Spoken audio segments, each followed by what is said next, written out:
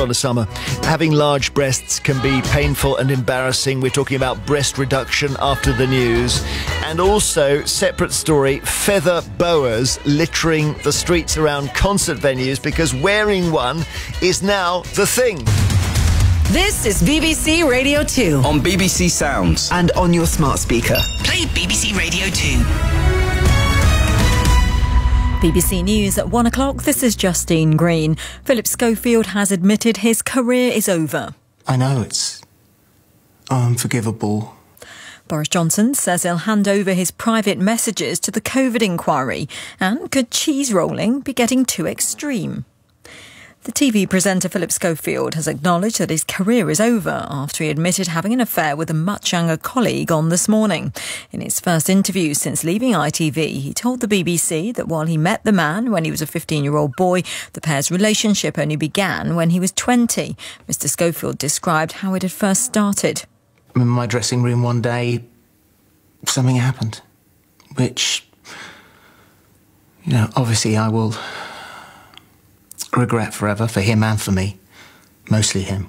But that happened maybe 4 or 5 times over the next few months. I know it's unforgivable, but we weren't boyfriends, we weren't in a relationship. The presenter also denied that any staff at This Morning had known about the relationship. On This Morning show, one of the presenters, Alison Hammond, said it was a difficult time for the whole team. I'm just finding it really painful because obviously, I loved Philip Schofield, and it's weird because I still love Philip Schofield. However, what he's done is wrong. He's admitted it, he's said sorry. But as a family, we're all really struggling to process everything. Boris Johnson says he will hand over his unredacted WhatsApp messages to the COVID inquiry. The government is seeking a judicial review to prevent material it believes is unambiguously irrelevant being handed over to the review. Our political correspondent Ione Wells has more details. Boris Johnson says he is perfectly content for the inquiry to see all his unredacted WhatsApp messages, which he provided to the Cabinet Office. He added that he would like to send the inquiry messages predating April 2021, but had been told he could no longer access his phone from that period safely because his personal phone number had been available on the internet for 15 years. Mr Johnson says he has asked the Cabinet Office for assistance in accessing the device securely. This comes a day after the government launched a legal challenge to the inquiry.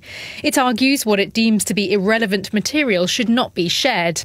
The Science Minister, George Freeman, said while he thought the courts would rule against the government, it was worth establishing whether it had a right to privacy. Twitter's head of trust and safety has resigned, becoming the second person to leave the post since Elon Musk took over the social media company. Ella Irwin had been responsible for content moderation on the site. She hasn't given a reason for her resignation.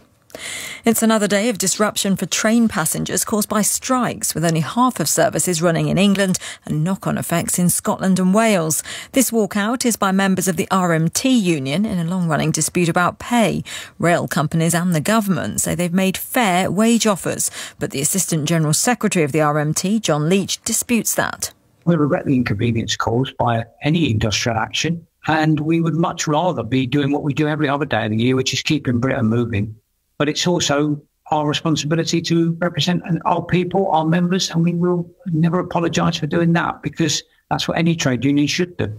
In the past few minutes, a teenager from Essex who became an Islamic State convert has been given a life sentence with a minimum term